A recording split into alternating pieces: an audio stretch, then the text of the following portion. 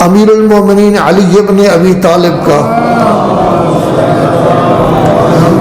کہ انسان کے اندر کی جتنی بیماریاں ہیں،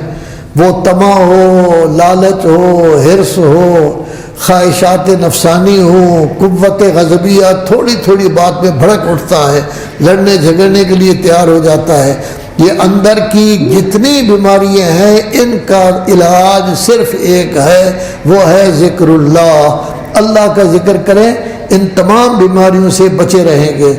لذا ارشاد فرما رہے ہیں من ذکر اللہ سبحانہ، جو شخص اللہ کا ذکر کرتا رہے، اللہ کو یاد کرتا رہے، احیا قلبہ، یہ ذکر انسان کے دل کو زندہ کر دے گا، خرابیوں کی وجہ سے دل مردہ نہیں ہوگا، ونور عقلہ ولبہ، اور اس کے عقل کو روشن کر دے گا، تو عقل بھی روشن ہو جائے گا، دل زندہ ہو جائے گا۔ جیسے آپ تعریف نہیں کرتے کسی آدمی کی، بڑا زندہ دل آدمی ہے، کسی کو کہتے ہیں کنجوسوں کا سردار ہے، بات ہی نہیں کرتا، ہر وقت منہ اس طرح کیے ہوئے تیوری چڑھائے ہوئے کھڑا ہوتا ہے، تو دل زندہ ہوتا ہے اللہ کے ذکر سے،